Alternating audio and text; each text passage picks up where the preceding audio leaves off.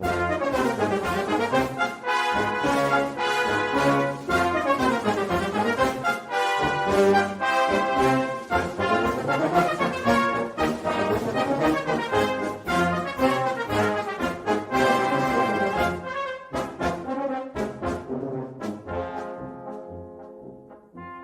listening to Three's a Crowd, the North East Footy Podcast, with Rye for Borough, Steve for Newcastle United, and Ted for Sunderland. Good morning, Warren. That's where it's wrong, isn't it? That's where it's wrong. No, it's not. I actually, because that bit where Rye's supposed to be there, did you notice I paused? How professional that I paused. I paused and just didn't bring anybody in. I didn't bring me in and then bring you in, So you I like that. I like that. I do it. So yeah, just into that bit of technical expertise displayed on a Saturday morning. Here we are, Saturday the 11th of October. Happy 40th birthday to Rye's missus. That's why he's not here today. You could have done the show on Sunday, but unfortunately I couldn't.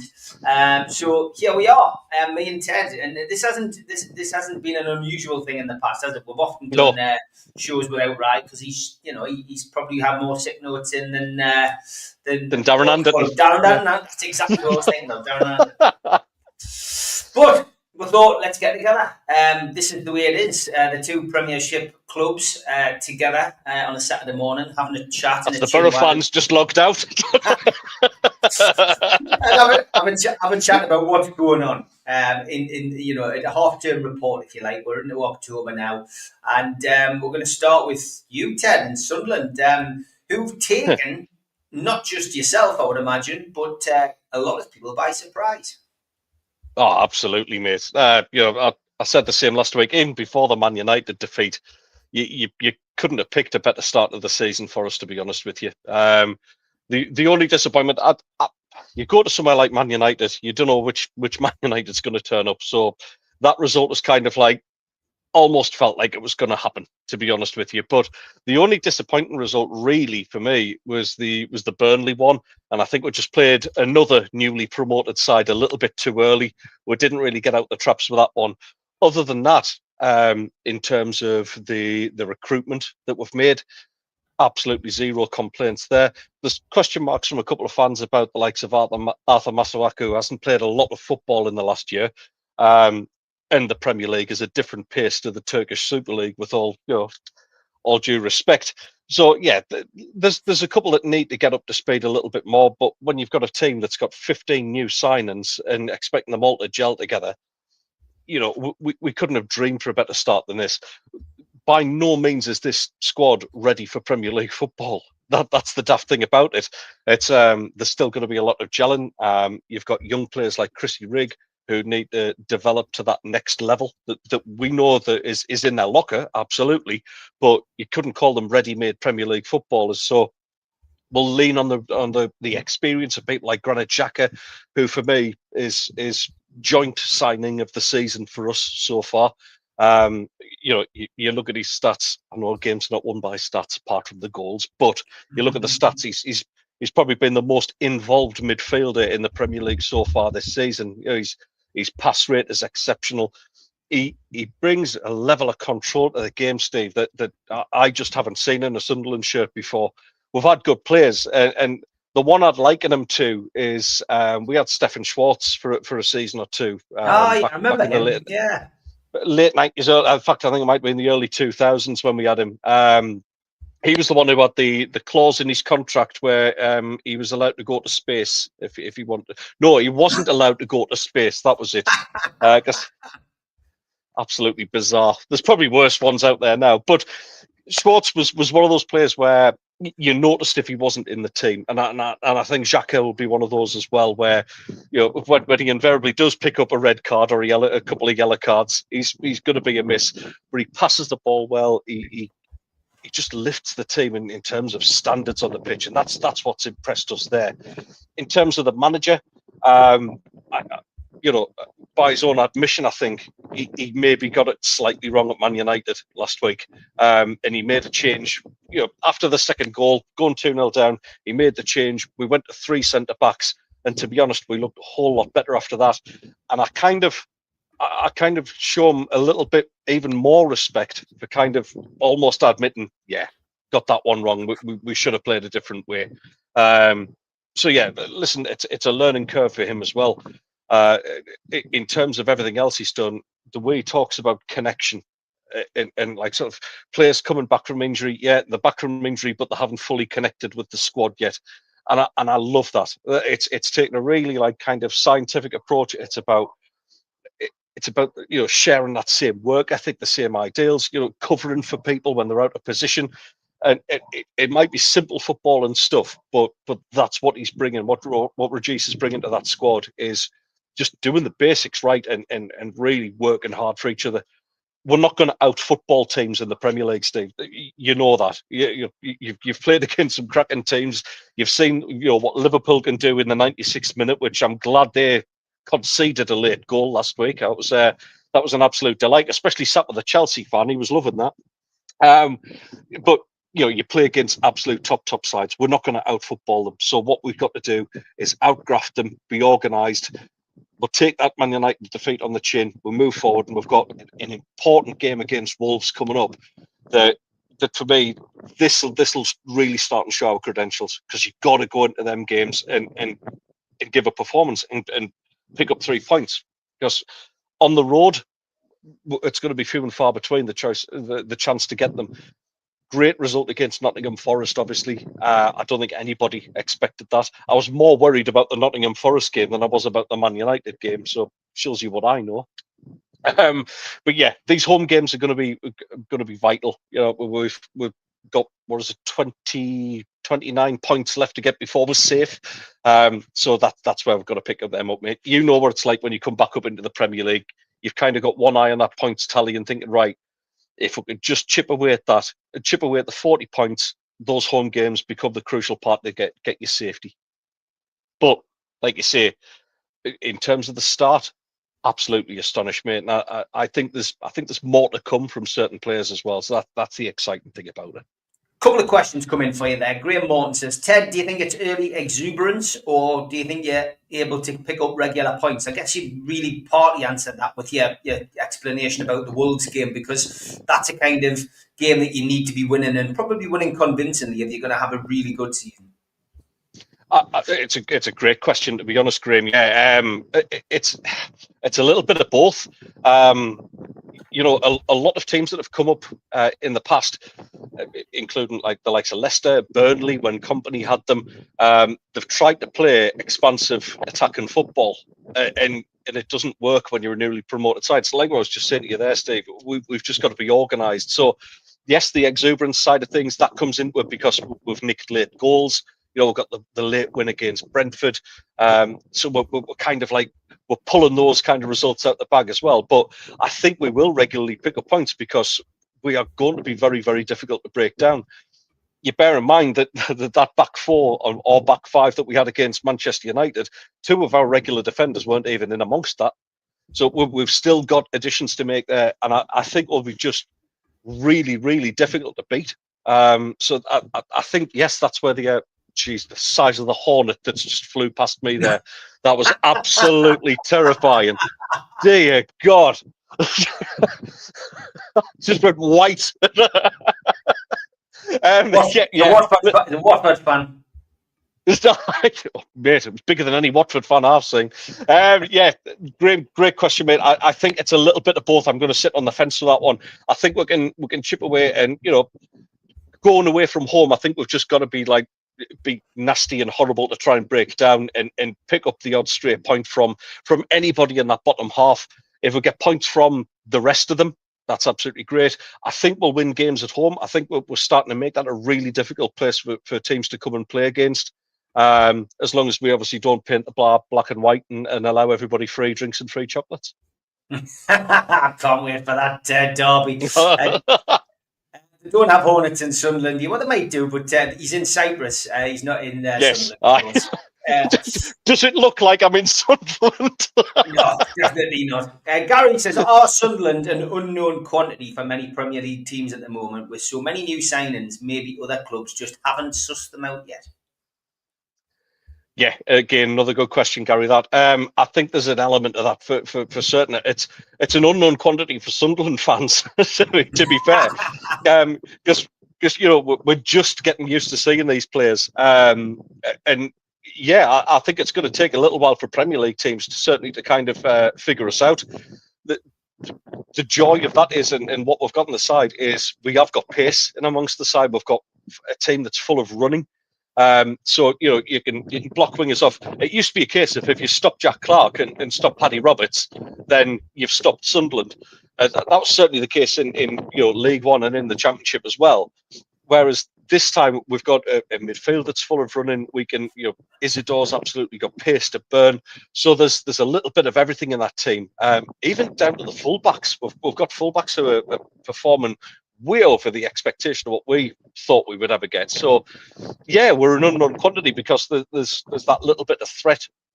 Don't get us wrong, we're a counter-attacking side, and we are going to have to absorb a lot of pressure. But that means to break can come from anywhere. So I think in that case, yeah, I think we are an unknown quantity.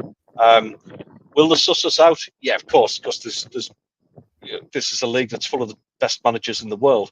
They will suss us out, but I'm sure Regis Labrise will already be kind of getting his chessboard out and thinking about that already and seeing what the next stage is.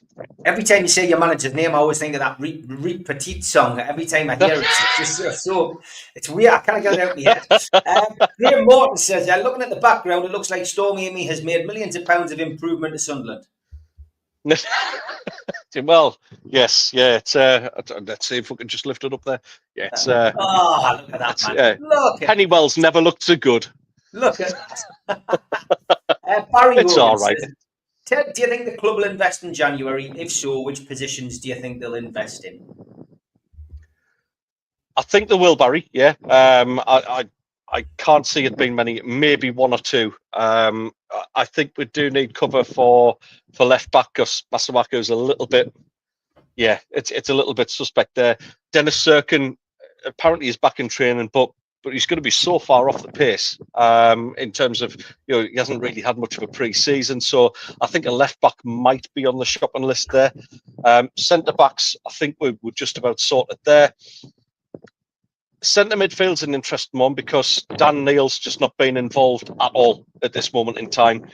He's on the bench, but I don't think Dan Neil's the sort of player who'll settle for that. And unfortunately, I don't think Dan Neil's going to cut the mustard as a Premier League player. Riggy's obviously been getting the nod ahead of Dan Neil, who was his captain last season, bearing in mind.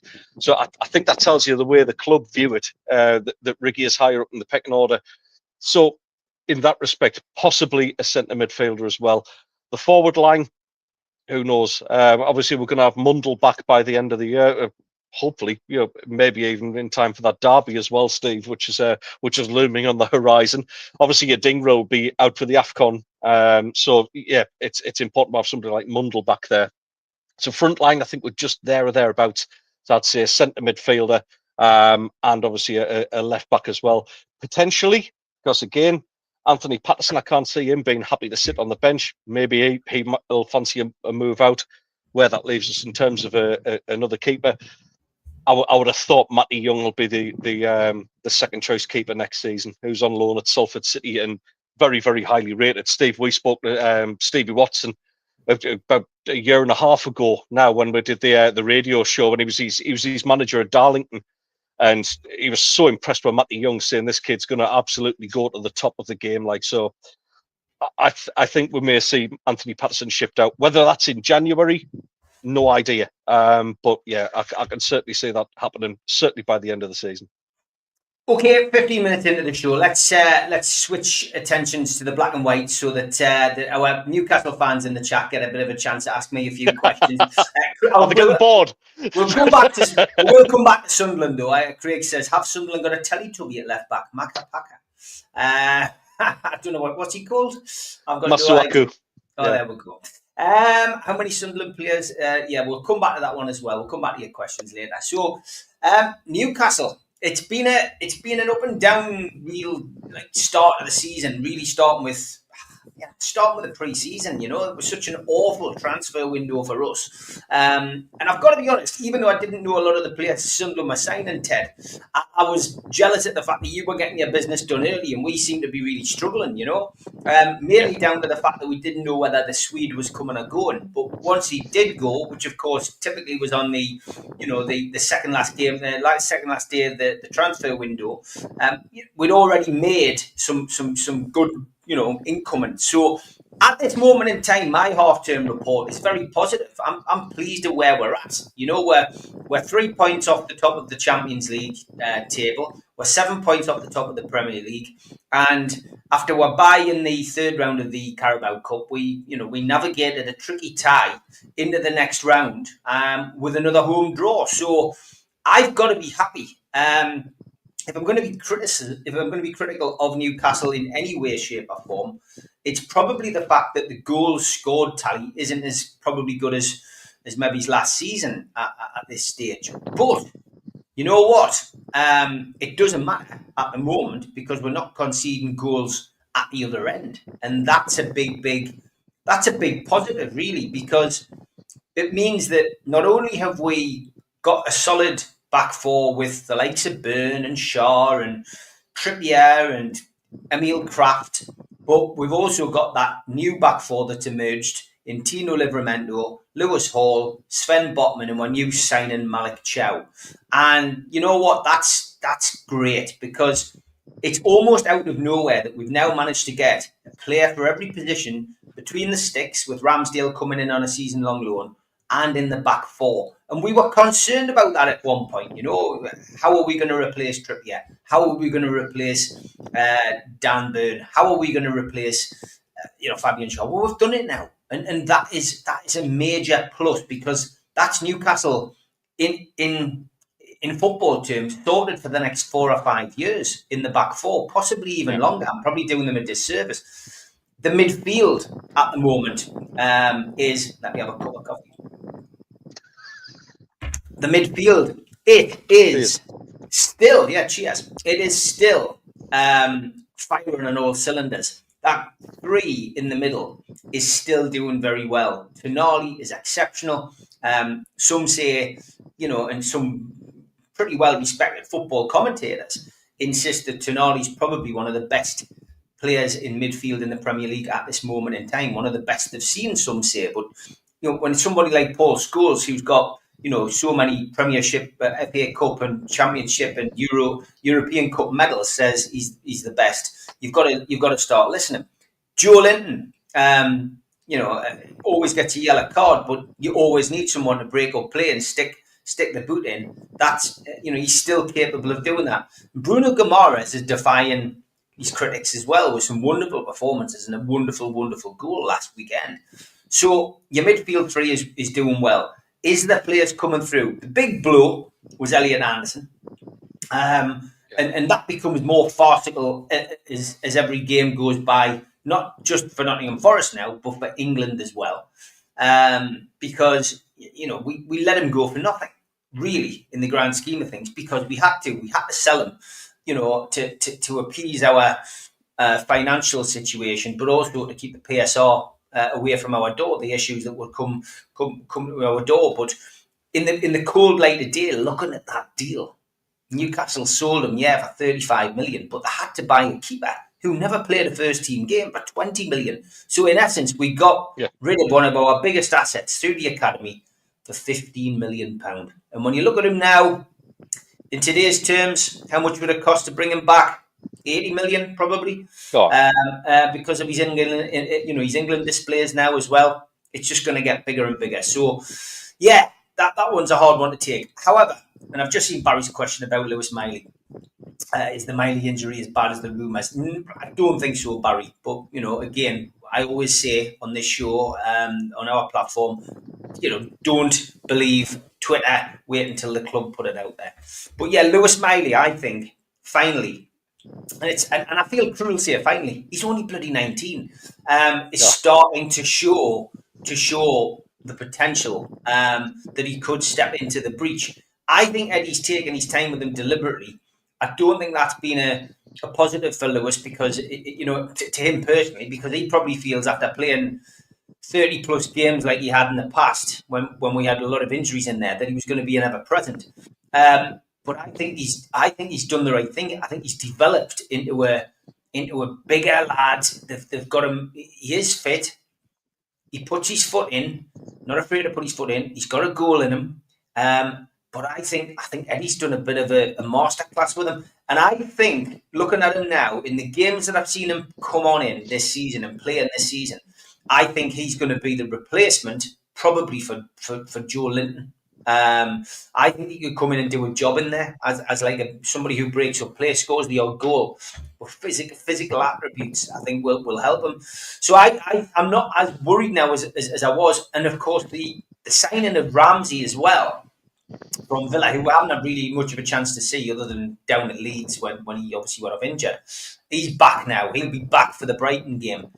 There's another one who can play on that left and replace Joe Linton. So I think you've got players coming in who now can do a job in there. Who can, Newcastle won't be as thin on the ground if there's an injury. Don't forget as well, we've still got Joe Willock. His time at the club, I think, still looks as if it's on. It looks like he's on the way out at some point, but he's still a good player on his day and can still turn up and put a performance in.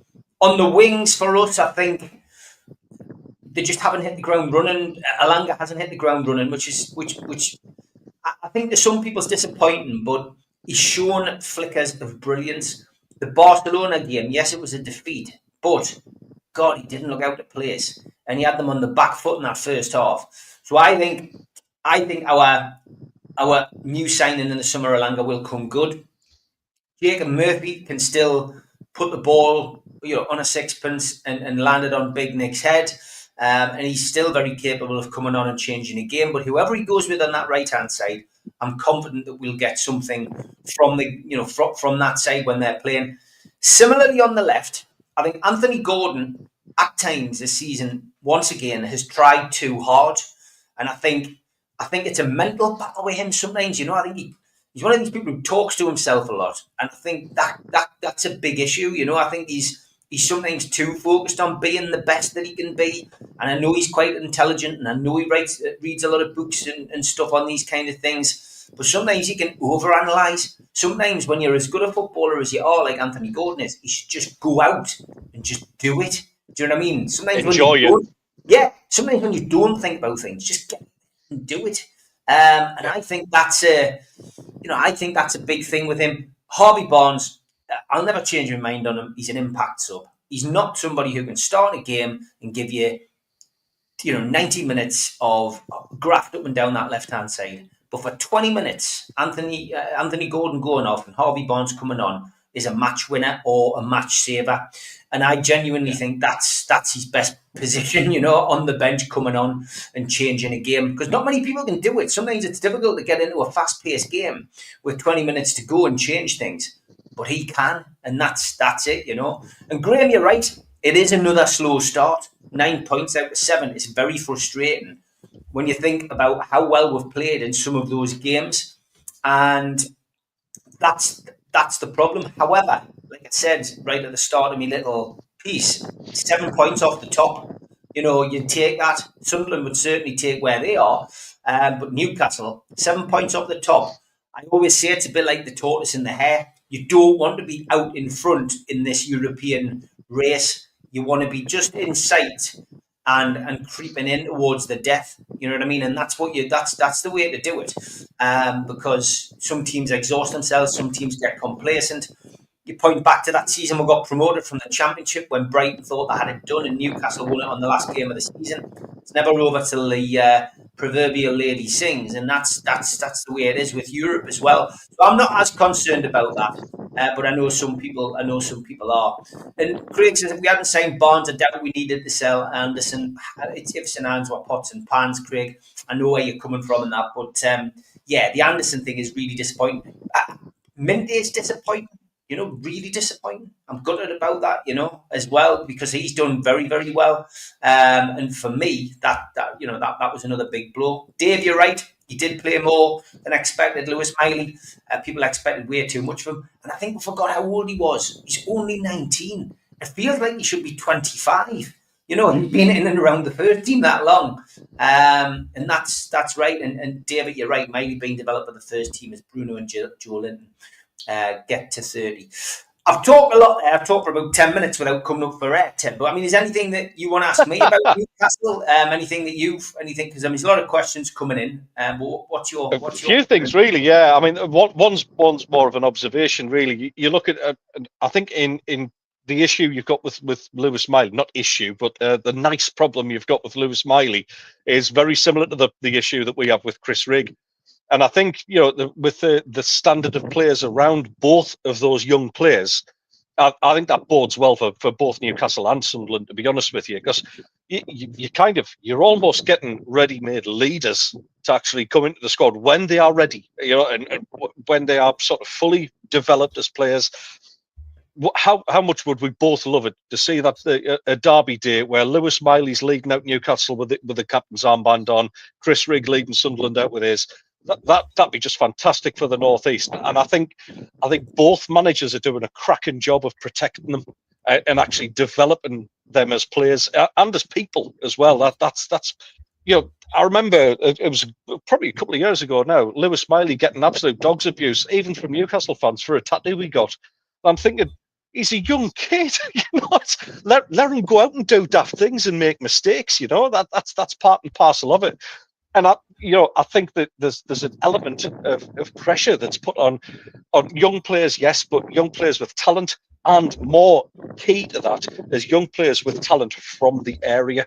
And I think the fans put that little bit more expectation, that little bit more hope in them. And I would love to see the likes of Lewis Miley and Chrissy Rigg stick at the clubs and develop into fantastic players as well.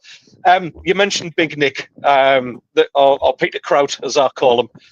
He's really starting to come into his own, mate. I'm impressed with him. Even his technique on a penalty just looked absolutely brilliant. Do you think Newcastle fans are kind of like over that hangover of Isaac now and are now embracing Big Nick and looking to the future? Yeah, there's no doubt about it. It's been a tough summer, and when you lose your striker like that, it's really, really difficult.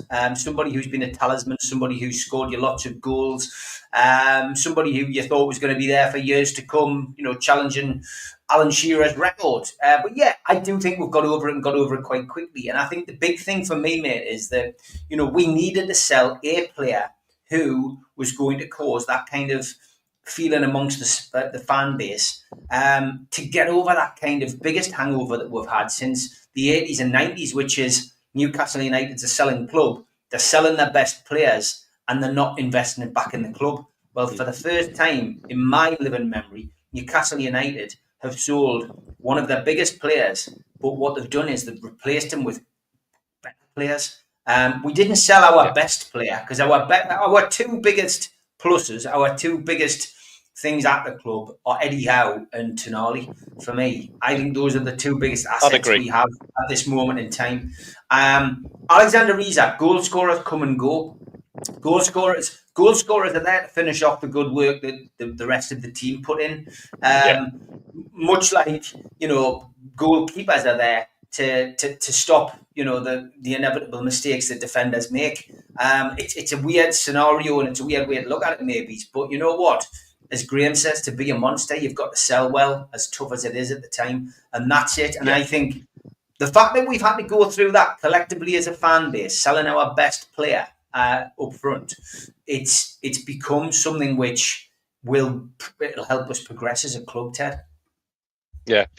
I totally agree with that, to be honest, mate. The other thing that I think has caught other Premier League teams out, and I'm kind of leaning towards Barry's question towards me, this kind of unknown quantity or things that the club are not necessarily recognised for is, as you pointed out, Newcastle are really tough to break down. They've always been like sort of, had that kind of reputation as a pressing team, the entertainers under Keegan and all that sort of thing.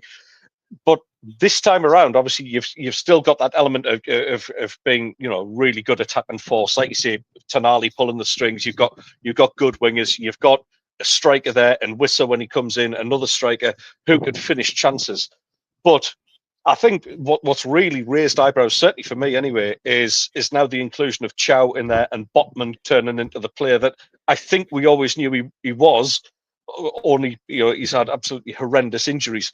That back four, I think, is a lot of teams are coming up against now and going, oh well, this isn't what we used to. We're kind of we're not used to playing through the back four and getting straight through to the goalkeeper. But are you impressed with what you've seen from this new look defence and what needs to happen next there? Mike Chow is superb. I've got to be honest, the first couple of games, I'm like, God, will you stop trying to, stop doing that trick? You know what I mean? Stop doing this, stop doing that. But he's not getting caught out. I mean, he may do at some point, but you know what? What a player! What a classy player! And you can tell that he's got that experience. And I think as well, the big thing about Eddie Howe is he tends to sign players with a good attitude on and off the pitch. People who live well. It's that kind of Alex Ferguson guide to signing the perfect footballer. He's very careful. He does do checks on people, and I think I might have mentioned on this show before. Dan Byrne, when he did his big interview on the Overlap or on one of the other podcasts that he did, it might have been the one that Amanda Staveley's just done.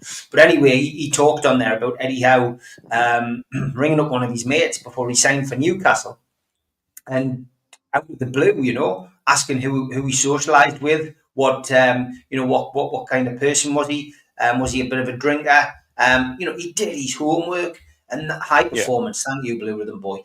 It was excellent to hear that, because that shows that this guy, this manager, is doing the right things for us. But yeah, I think Malik Chow has made a hell of a difference, and I think that his overall performances are keeping.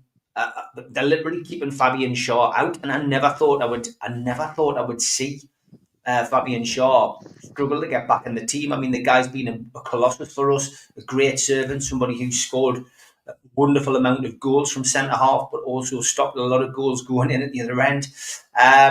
He can't get back in the team, and that's what competition's all about. So yeah, that back four is the cornerstone of our success, whatever happens this season, and I think long may it continue. And well done to Nick Pope, because, I'm sure he doesn't listen to the critics. He is on social media. I'm sure he sees it if he wants to see it. But, Dave, who's in the chat, has been a huge fan of Nick Pope since he came. I haven't been critical of Pope.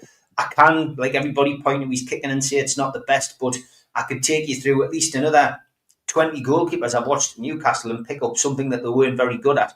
Shea Given, excellent shot stopper, wasn't a great kicker.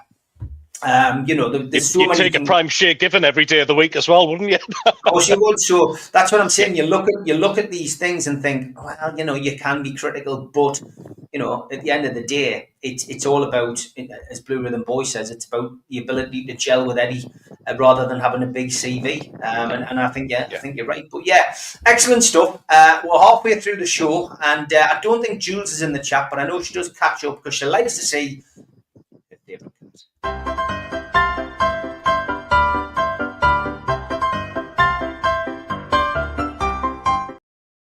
Now, I meant to show these last week. I don't know where anybody saw this. Somebody mentioned it in the chat on NUFC Matters, I think. But Anthony Gordon and his haircuts. A lot of people quite critical of the hairband look that he's got at the minute.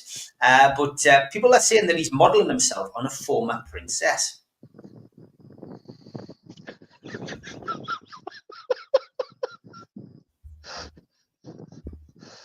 Wow. Unbelievable, isn't it? It is unbelievable. That's beautiful. He is the people's princess, I guess. He is the people's princess. Wow. Fantastic. I love that. Thank you very much. Completely unfootball related, but I did find this amusing, Ted. Scientists at Princeton University have reconstructed this 3D model of how Eve, the first human woman created by God, may have looked. Well, there we go. No wonder we're in the predicament we're lads and lasses. There we go. I did like this one as well. I thought you'd appreciate this. A sign, Prince Andrew close. You bloody hope not. And I went out for a meal last night, Ted. I tell you what, I did finish it. Oh. Right. let's get back on the football related ones. A lovely picture Wayne Rooney drew of his son. Boss that Wayne really is. Breaking news from Nottingham Forest. The owner, Evangelos Marokkanis, has eaten Ange Postecoglou. Might happen yet. Award ceremony time. The Ballon d'Or goes to Gary Neville this week. And Keep the politics out. Ruined football shirts. A bold move getting your favourite category on the back of your shirt. Oh. Don't know what it means. Ange Postecoglou, Nottingham Forest, 0 wins, 0 clean sheets, 7 matches. He's become the third 007 manager. And I did like this. Something positive from Swansea this week. Half time is 15 minutes long. Use this time to check in on a friend or speak to the person next to you. I love that. Absolutely That's brilliant. great. Love that. Good use of a scoreboard at half time. And of course, yesterday was World National Mental Health Day. So perfect timing for that. I could pick either one of these as the winner this week. I'm going to go with this one a second. Eddie Howe presents the Big Effin' German, a Roald Dahl Classic Collection. Excellent. The winner this week is this one. Colin Truster, scorer of 217 goals in 43 games for Scarflick North End. A run which only came to an end when his tactic of snugging goalkeepers was deemed illegal by the FA. His autobiography is sadly no longer available in the club shop following a raid by the Vice Squad. Excellent. Great stuff. Thank you, everybody who sent us those. If you want to send one in, send it over to me, nufcmatters1892@gmail.com. Please title it Three's a Crowd so that they don't get stuck with our tweets of the week from NUFC Matters.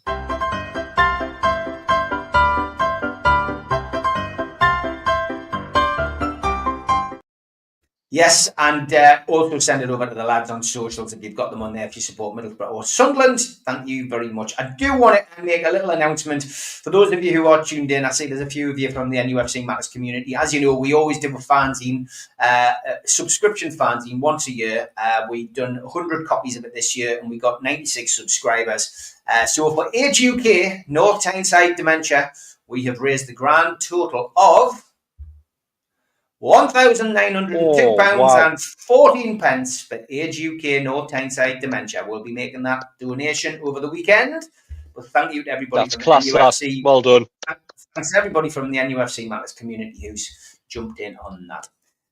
Before we came on air, I did mention to Ted I wanted to discuss something which has been running for the last couple of weeks, and that is the little tete-a-tete on social media between two former stalwarts of the game. One from Newcastle United and one from Man U, and that is Roy Keane and Alan Shearer.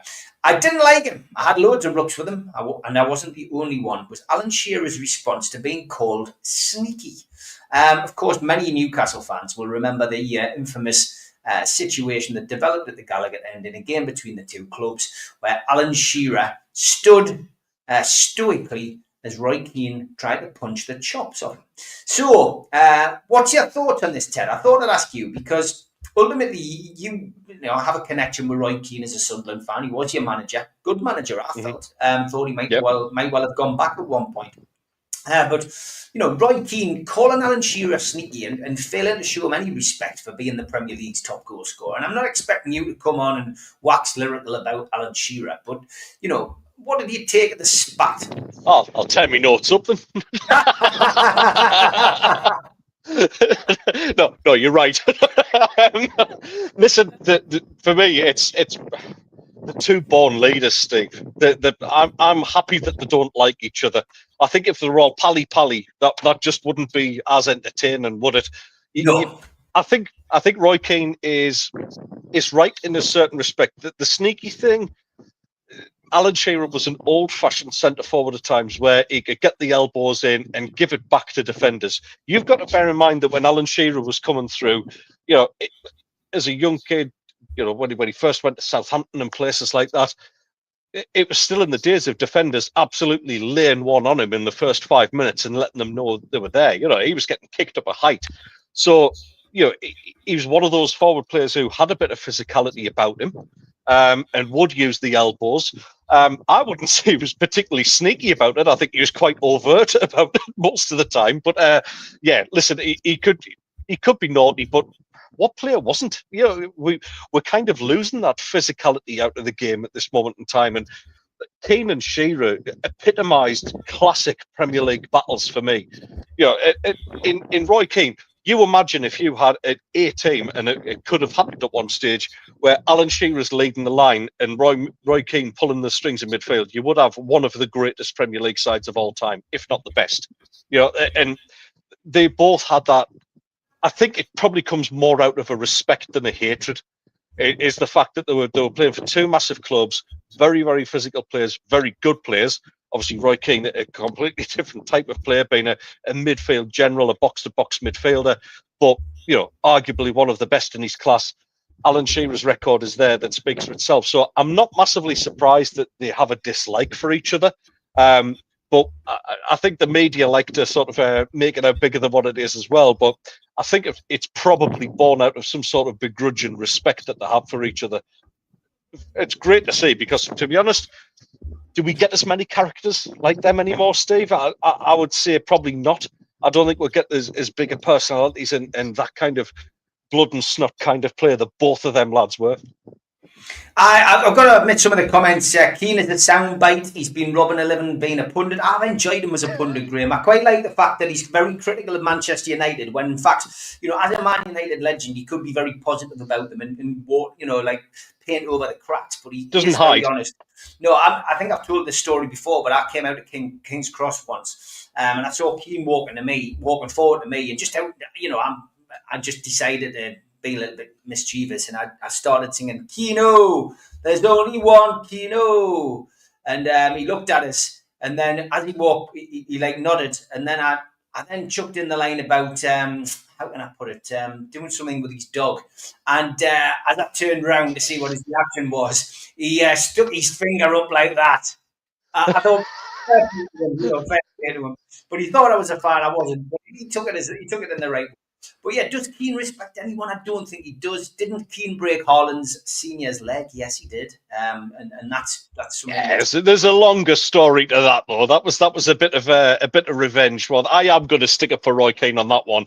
The way that Alfie Inge Haaland actually gave him dog's abuse, he was calling Keane a diver, and I mean Keane was out for some ridiculous amount of time with a serious injury after that as well. So break his leg for calling him a name. Tit for tat. Oh my God! God, I'm glad I didn't play against you on a Sunday. Jesus Christ! Keane comes across. I was one of the nicer ones. Tried to kick somebody with the backside. I thought that was bad on a Sunday, but actually, going in and breaking someone's leg, I couldn't agree with that. Keane comes across as someone who loved to dish it out but didn't like it back. I would agree with that as well. How I didn't get chin mouthing off about Keane's visiting my ex in Cork, I don't know. He's still got beef with Jason McAteer too. He's probably got a hit list, Ian.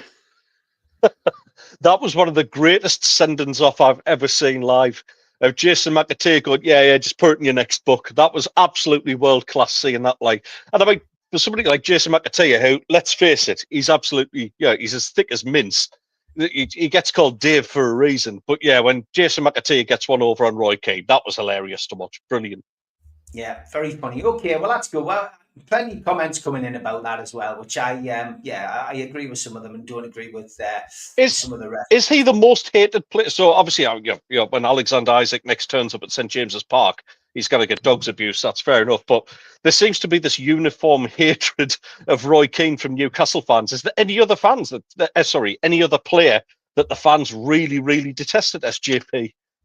I've got to be honest, Michael Owen is the one who, and Barry's just stuck in the chat, just as I've said it, Michael Owen is somebody who would always get dog's abuse. And I think it's just, he didn't want to come to Newcastle in the first place because he thought Liverpool were going to come back in for him. They didn't. So Newcastle was like the next best option. Newcastle were paying stupid money at that time. And I think what he's done subsequently is really just mug Newcastle off. And I just think that's why people don't really like Michael Owen. Andy Cole gets dog's abuse. I don't agree with that. And although I'll understand why people will have a pop at Isak when he comes back, the let's not forget what those players did for the club. They were superb. You know what I mean? And, I don't ever want to criticise, Andy Cole and his time at Newcastle. What he did subsequently, standing at Cardiff's pitch after they whopped us in the semi-finals of the FA Cup, singing, cheer up Kevin Keegan, is you can't forget that kind of thing. But at the same time, Andy's always spoke very highly of Newcastle. He was a young lad at Newcastle, and he made the decisions that he had to make. He wasn't living in the most welcoming of areas at the time as well. And we don't exactly know what went on behind the scenes. A lot more comes out now. I've spoke to Andy. I keep in touch with Andy, but I think Newcastle fans should give him a break. And I think in time people will with Isaac, but at the moment it's still very raw.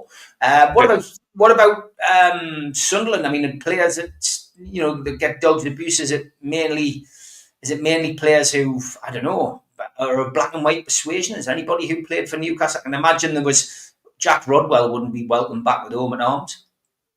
Jeez, mate, honestly, I felt like booing his name when you just said it, to be honest. That's a strange one, because I don't think to my knowledge, he's never came back to Sunderland as a player with another club. But I mean, the reaction of Jack Rodwell is just. I've obviously, the company that I work for has sort of workforce all around the world, and my boss is a Sporting Lisbon fan, but he watched the Netflix documentary, and even he was saying how he can't stand Jack Rodwell after he saw the way things developed on there. So you've got this Portuguese guy who's got no affiliation to Sunderland going, yeah, absolutely, what a prat, nobody can stand him. In terms of players,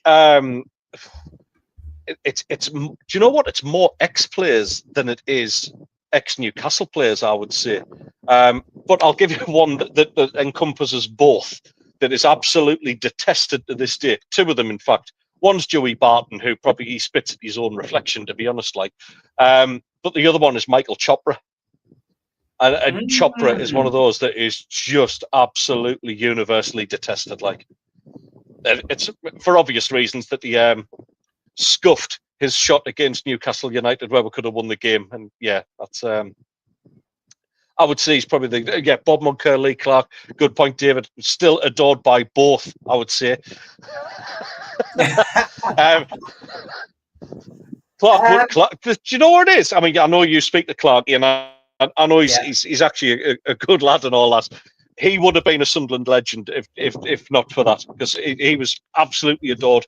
He did the thing that anybody going to your rivals should do, is just roll your sleeves up and graft and graft and graft. And that's what he did. He was a very, very good player for us. For me, forgiven but not forgotten. I think so. I think you'll get a lot of Sunderland fans who quietly whisper that they've got still got a lot of respect for Lee Clark and what he did.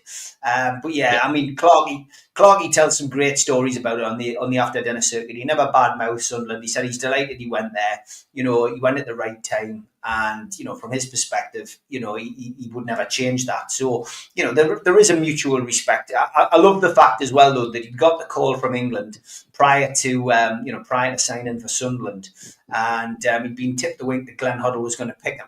So he got back onto his agent and managed to get written into his contract, which he was just about to sign, that if he got picked for England, he'd get a pay rise. So then he turns up at the press conference at Sunderland wearing a black and white tie, which Peter Reid goes absolutely mental about. And as they're just settling down in the press room, ready for him to sign, to do his press conference about signing for Sunderland. And bearing in mind, he's just had this contract redone with the England clause in, and he's just put pen to paper in the room before coming out to speak to the masses. It comes up on the old Sky ticker tape. New Sunderland signing Lee Clark has just been announced in the England squad, and Peter Reid turned to him and went, he was foaming, absolutely foaming. Very clever, but it's a great story. But he's got a lot of respect. Was Jeff Clark highly thought of? He was immense at the Tyne. I think he was, wasn't he? He was a Sunderland legend, Jeff Clark. I mean, it might be slightly before your time, I'm thinking, Ted, but little. Yeah, he was like the Gary Rowell and Kevin Arnott era, wasn't he? Yes, yeah. It's one of those where it was more my dad's cup of tea than mine. Like, but yeah, listen, Jeff Clark was always well liked by the fans. There's one of my favourites. He's been a feature of What the Fact in the past as well as Barry Venison is still to this day the youngest ever cup final captain at Wembley when it was the 1985 Milk Cup against Norwich City. He was captain of Great Sunderland. game. And that, Great result. yeah, well, yeah. I nearly swore there. Go forth, Stephen.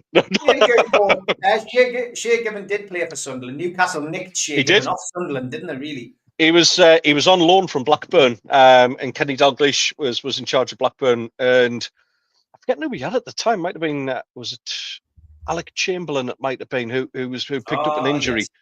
And we brought in Shea Given as this absolutely unknown. And yeah, if you look at the back, you remember the single, the Simply Red and White, Cheer Up Peter Reid, the original version, not the Geordie version. Yeah. If you look at the back of that CD, on the little barcode on the bottom, it says Shea is God 1. He was absolutely adored. Yeah, Shea was an absolute revelation that season. I've never seen a young keeper player like that. Lionel Perez, you can keep that one, Ian. Worst keeper we ever signed, Lionel Perez. We ended up getting him at Newcastle as well. What a clip he was as well. Dear me, absolute mess.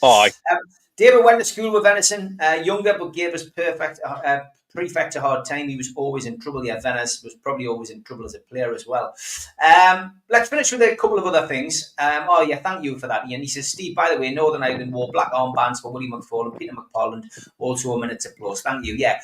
But that was one of the things I wanted to ask you about, Ted. What does Sunderland do for players that pass away? Because there's a little bit of angst and annoyance at our football club, and it doesn't happen very often because they get a lot of things right. But John Gibson, who does our podcast on a Thursday, put a wonderful article together for the Chronicle about this. Newcastle have stopped paying tribute to legends. What they did was they wore black armbands for Willie McFall at the match last weekend. But there was no announcement. It was in the programme. It's on the website. It's on the social media. We're sorry to hear the passing of.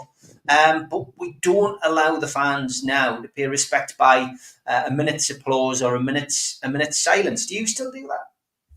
Yes, yeah, it's still very much a thing there. Which I see the reaction of Newcastle United fans, and I think they're absolutely right. I think you should be given that opportunity. Willie McFall was there at the club during quite a difficult point of the history as well. It was turbulent times for Newcastle, and he's one of them. He's probably one of the managers that you remember first as well, Steve. He also was a player. I mean, he was a player. He won the Fairs Cup. He got us to the cup final in '74, and he gave 20 plus years service to the club.